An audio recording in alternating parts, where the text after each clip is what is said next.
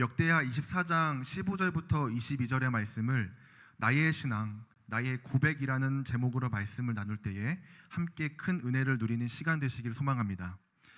신앙의 고백이라는 것은 우리 그리스도인들에게 있어서 참으로 중요한 고백입니다. 사람에게도 고백할 때 정말 떨리는 마음과 사랑의 마음을 담아서 고백하지 않습니까? 고백은 티가 참 많이 납니다. 장난삼아 고백을 하면 정성이 없구나, 사랑이 없구나, 장난이구나, 이러한 섭섭함의 마음을 가질 때가 있습니다. 그러나 정말 마음을 담아 진심으로 하는 고백은 사랑이 가득하구나, 정말 나를 사랑하는구나, 이런 여러 마음이 보여지게 되는 것입니다. 하나님께 드려지는 고백도 마찬가지인 것 같아요. 우리의 마음을 누구보다 더 잘 아시는 분이신 예수님께서는 우리의 고백이 진심인지 아닌지를 누구보다 더 잘 아신다라는 것입니다.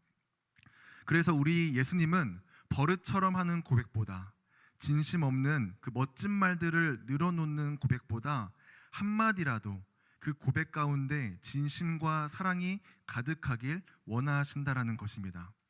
오늘 본문 말씀도 그런 이야기를 담고 있습니다. 신앙의 고백이 얼마나 중요한 것인가, 나의 신앙, 나의 고백이 우리 그리스도인들에게 얼마나 중요한 것인가라는 것을 오늘 말씀은 담아내고 있습니다. 그리고 오늘 그 중심에 선 인물이 바로 남유다 왕 요아스입니다. 이 요아스는 열왕기서와 역대기서 모두 등장하는 왕입니다. 그러나 이 두 성경에서 동일하게 기록하고 있지만 이 바라보는 시선은 참 많이 다릅니다. 왜냐하면 이 기록된 배경과 목적이 다르기 때문입니다. 열왕기서는 포로기 때 쓰여진 성경이고 역대기는 포로 후기에 쓰여진 성경입니다. 그래서 같은 왕의 이야기를 담고 있지만 명확한 시선의 차이가 있습니다. 예를 들어서 남유다 왕인 므낫세를 이야기할 때 열왕기에서는 최고의 나쁜 왕으로 표현합니다. 그 이유는 이스라엘이 멸망한 이유가 바로 우상 숭배 때문이고, 이 므낫세가 이 우상 숭배, 이 바알과 아세라 신앙을 아주 강력하게 주장했기 때문입니다. 그래서 포로가 되어 있던 백성들을 향하여 우리가 멸망당한 이유를 한 번 더 이 열왕기서를 통해 알려주고 같은 실수를 반복하지 않게 하는 것이 바로 열왕기서의 목적입니다. 반대로 이 역대기에서 가장 나쁜 왕은요, 아하스라고 하는 왕입니다. 왜냐하면 그는 성전문을 닫고 성전을 쉬었기 때문입니다. 포로 후기의 백성들에게는 이 예루살렘 성전의 회복이라는 키워드가 아주 중요했습니다. 오히려 역대기에서는 이 회개한 므낫세를 표현하면서 이렇게까지 악한 왕이라도 회개하면 하나님께서 용서해 주신다, 우리도 늘 회개하는 삶을 살자라는 목적을 담고 있습니다. 마찬가지로 오늘 말씀도 이 요아스라는 남유다 왕이 등장하고 이 열왕기서와 역대기서에 모두 나옵니다. 그러나 오늘 우리가 읽은 이 본문의 말씀은 오직 역대기에만 기록이 되어 있는 말씀인 것입니다. 포로기에 있었던 백성들에게 무엇을 말씀하시고자 하시는지, 또한 현대 우리들에게는 어떤 본문의 말씀인지를 함께 말씀을 통해서 알아보고자 합니다. 먼저 본문 말씀을 들어가기 전에 오늘 말씀의 전반적인 배경을 한번 살펴보아야 할 것 같습니다. 요아스가 왕이 되기까지는 사실 쉽지 않은 과정들이 있었습니다. 요아스 전에 유다 왕은 아달랴라고 하는 여왕이 남유다를 다스리고 있었습니다. 아달랴는 아시는 것처럼 이 북이스라엘의 이세벨의 딸이었고, 그는 유다 왕 여호람과 결혼을 하여서 아하시야라고 하는 아들을 낳았습니다. 그리고 그 아하시야가 이 여호람 다음으로 남유다의 왕이 됩니다.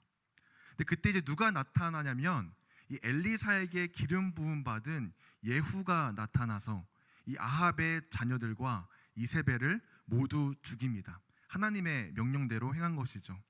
그런데 희한한 것은 이 명령에 조금 더 오버를 해서 이 아달랴의 아들이자 남유다의 왕인 이 아하시야와 그의 형제들까지 모두 죽입니다. 이렇게 예후의 손에 너무나 많은 사람들이 죽었고, 이 아달랴는 자신의 아들이 죽자 분노하여서 그 분노의 표출을 유다의 왕의 자손들에게 행합니다. 그래서 모두 그 자손들을 모두 멸절합니다. 그런데 딱 한 사람을 놓치는데요, 바로 아하시아의 아들인 요아스입니다.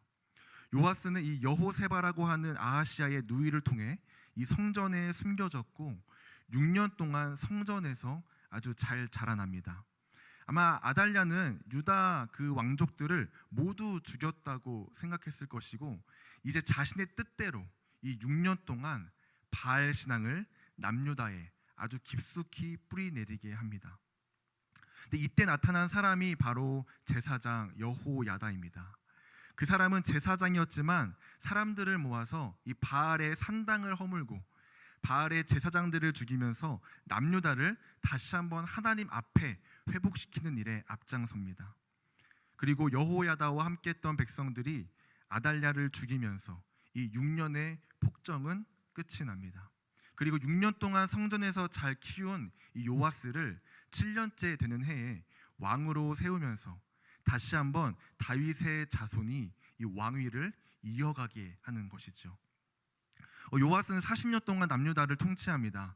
그의 업적 중에 가장 큰 것이 바로 파손된 성전을 다시 수리하고 고치는 일이었습니다.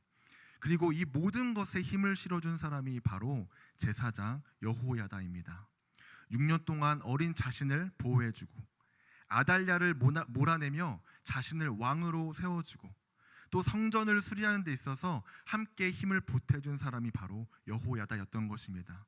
요아스는 자신이 왕이었지만 이 여호야다의 신앙을 보았을 것이고 또 왕으로서 많은 것들을 배우게 해주는 멘토와도 같은 사람이었을 것입니다.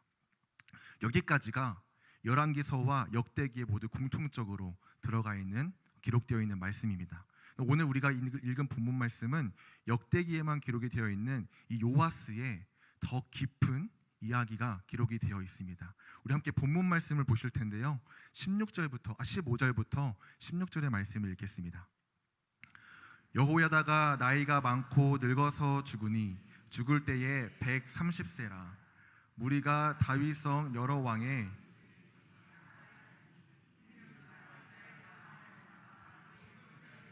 선을 행하였음이더라. 아멘. 요아스의 멘토이자 어쩌면 아버지같이 자신을 돌보아준 이 여호야다가 나이가 많아 늙어서 죽게 됩니다. 그런데 그가 묻힌 곳이 왕의 묘실이라는 것입니다. 여호야다는 왕이 아니었음에도 그 왕의 묘실에 묻힐 수 있었던 이유는 이스라엘과 하나님과 그의 성전에 대하여 선을 행하였기 때문입니다. 말씀드렸던 것처럼 포로기 후기에 쓰여진 이 역대기는 성전에 대한 관심과 마음이 컸기 때문에 열왕기에서는 자세히 기록되어 있지 않은 이 여호야다의 죽음을 기록한 것입니다. 어쩌면 이 남유다의 가장 큰 위기였던 이 아달랴의 폭정 6년을 끝냈던 이 여호야다의 죽음은 어쩌면 요아스의 정말 슬픈 상태를 유발하는 그런 죽음이었을 수도 있고 또 온 이스라엘의 백성들의 슬픔이었을 것입니다. 그래서 그의 장례는 정말 왕이 죽은 것과 같이 아주 성대하게 치러지게 됩니다. 그런데 성도님들, 성경에서 요아스를 소개할 때요, 한 가지 조건절을 공통적으로 기록합니다. 바로 요아스가 여호와 앞에 정직하게 행하였는데 제사장 여호야다가 세상에 사는 모든 날이라는 조건절이 있습니다. 우리 역대하 24장 2절을 함께 읽겠습니다. 제사장 여호야다가 세상에 사는 모든 날에 요아스가 여호와 보시기에 정직하게 행하였으며. 아멘. 이 문장은 열왕기하 12장에서도 요아스를 소개할 때 동일하게 사용되어지는 조건절의 말씀입니다. 이제 여호야다의 죽음으로 이 조건은 사라졌습니다. 과연 요아스는 여호야다가 세상에 없는 날에도 여호와 보시기에 정직하게 행하였을까요? 함께 본문 말씀 17절부터 18절을 읽겠습니다. 여호야다가 죽은 후에 유다 방백들이 와서 왕에게 절하매 왕이 그들의 말을 듣고 그의 조상들의 하나님 여호와의 전을 버리고 아세라 목상과 우상을 섬겼으므로 그 죄로 말미암아 진노가 유다와 예루살렘에 임하니라. 아멘. 여호야다가 죽은 후에 이 유다 방백들이 와서 절을 합니다. 그리고 무슨 말을 했는지는 기록하지는 않지만 그 말을 듣고 즉시 수리했던 그 여호와의 전을 버리고 아세라 목상과 우상을 섬겼다고 합니다. 여기서 말하는 이 유다의 방백들은 일반적인 이스라엘 백성들을 말하는 것이 아닙니다. 이들은 바로 아달랴를 섬겼던 신하들이었고 우상 숭배에 앞장섰던 사람들이었다라는 것입니다. 아마 이렇게 이야기하지 않았겠습니까? 왕이시여, 왕의 전에 왕들은 여호와가 아니라 성전이 아니라 바알과 아세라를 섬겼습니다. 아직 제거하지 않는 상당들도 있고 다시 한번 이 바알 신앙을 살려보심이 어떻겠습니까? 많은 백성들이 너무나 좋아할 것입니다. 이렇게 말하면서 그 왕을 설득하지 않았겠습니까? 그런데 문제는요, 요아스가 이 말에 혹해서 남유다가 다시 한번 여호와 신앙을 버리고 바알 신앙으로 되돌아 가버리게 되었다라는 것입니다. 그는 유아 시절부터 성전 안에서 예수님 하나님의 이야기를 듣고 또 여호야다의 도움을 통해서 많은 신앙을 배웠을 것입니다. 그럼에도 여호야다가 죽은 후에 그의 모습은 전혀 신앙인답지 않은 모습으로 살아가고 있다라는 것입니다.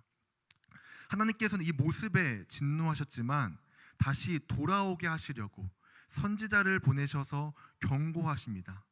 그러나 이상하리만큼 요아스는 아주 고집을 피우면서요, 그 경고를 듣지 않았다라는 것입니다.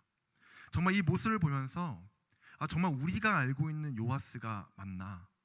성전을 회복시키고 이스라엘 가운데 칭찬받았던 그 왕이 맞나?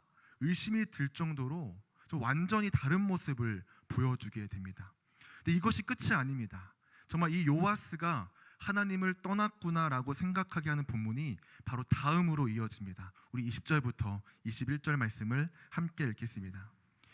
이에 하나님의 영이 제사장 여호야다의 아들 스가랴를 감동시키심에 그가 백성 앞에 높이 서서 그들에게 이르되 하나님이 이같이 말씀하시기를 너희가 어찌하여 여호와의 명령을 거역하며 스스로 형통하지 못하게 하느냐 하셨나니 너희가 여호와를 버렸으므로 여호와께서도 너희를 버리셨느니라 하나 무리가 함께 꾀하여 왕의 명령을 따라 그를 여호와의 전 뜰 안에서 돌로 쳐 죽였더라. 아멘. 하나님께서는 이 여호야다의 아들 스가랴를 감동시키셔서 마치 선지자처럼 그를 왕의 앞으로 보내십니다. 그리고 하나님께서 이스라엘을 버리셨음을 다시 한번 돌아와서 회개하는 것을 촉구하는 것이 아니라 이스라엘을 버리셨음을 강력하게 선포합니다. 그런데 이 선포 앞에 요아스는 두려워서 떠는 것이 아니라 그 두려움조차 없이 그를 데려다가 성전의 뜰에서 돌로 쳐 죽입니다. 아주 잔인하게 이 하나님의 사람을 돌로 쳐 죽이는 것입니다. 스가랴의 이름의 뜻은요, 여호와께서 기억하신다라는 의미를 가지고 있습니다. 스가랴를 죽임을 통해서 요아스는 하나님께서 자기를 기억하시기를 거절하는 것과 마찬가지입니다. 이 죽음을 통해서 다시 한번 이스라엘에는 우상을 섬기는 완전히 암흑 가운데 빠져버리는 그 역사가 이어지게 되는 것입니다. 성도님들, 요아스에게 있어서 이 성전은 어떤 곳입니까? 어린 시절 자신을 보호해 준 장소입니다. 자그마치 6년입니다. 그 6년 동안 마지막 남은 이 유다의 핏줄을 지켜준 곳입니다. 우리는 이 짧은 시간에 이 말씀을 읽기 때문에 당연히 이 남유다는 다윗의 핏줄로만 왕이 이어진다는 그 말씀의 성취를 알 수 있지만 그 당시를 생각해 보면 얼마나 초조하고 조마조마했겠습니까? 마지막 남은 왕, 과연 다윗의 핏줄이 이어질 것인가? 이대로 끝날 것인가? 그 기로에서 6년이라는 시간은 정말 소리 없는 전쟁과도 같은 상황이었을 것입니다. 마치 아기였던 모세를 숨기기 위해 긴장하며 아기를 지켰던 그 요게벳의 마음이 생각날 정도로 성전은 요아스를 지켜주고 보호해 준 곳입니다. 또한 그 안에서 요아스는 신앙의 교육을 받았습니다. 또한 유다 족속을 향한 하나님의 약속을 들으며 이 6년이라는 시간을 보낸 곳이 바로 성전이라는 것입니다. 그런데 그 성전에서, 자신을 지켜준 그 성전에서 이제는 하나님을 떠난 요아스는 사람을 죽이는 것을 주저하지 않는 타락한 왕이 되었다라는 것입니다. 자신의 멘토였던 이 여호야다의 아들조차도 망설이지 않고 죽이는 요아스의 모습인 것입니다. 그렇다면 우리는 여기서 이런 생각을 하게 됩니다. 왜 요아스는 그런 왕이 되었을까? 성전도 수리하고 많은 우상들을 모두 깨뜨렸던 이 전도 유망한 왕이 왜 이렇게까지 하나님 앞에 타락한 왕이 되었을까? 우리는 이런 생각을 하게 될 것입니다. 오늘 그 이유를 다 한 가지로 말씀드릴 수 있을 것 같습니다. 바로 하나님에 대한 자신의 신앙이 없었기 때문입니다. 좋은 멘토도 있었고요, 그 멘토의 신앙을 바라보며 컸지만 그 신앙이, 그 믿음이 자신에게까지 고백되어지는 신앙이 아니었다라는 것입니다. 어릴 적 여호야다에게서 신앙을 배우고 그 고백을 따라, 그 어린 나이에 그 고백을 따라 말하면서 성장했을 수도 있지만, 정작 그 고백이 이제 가장 중요한 위치에 있었던 그 왕의 자리에서 그 고백이 중요할 때에 자신의 신앙이 되거나 믿음이 되지 않았다라는 것입니다. 말씀을 시작할 때에 그리스도인들에게 있어서 중요한 것은 나의 신앙을 고백하는 것이라고 말씀을 드렸습니다. 그저 멋진 단어들이나 멋진 문장으로 올려드리는 것이 아니라 그 마음에 예수님을 향한 사랑이 가득한가 라는 것이 바로 고백의 가장 중요한 중심이 되는 것입니다. 주께서 이르시되 이 백성이 입으로는 나를 가까이하며 입술로는 나를 공경하나 그들의 마음은 내게서 멀리 떠났나니 그들이 나를 경외함은 사람의 계명으로 가르침을 받았을 뿐이라.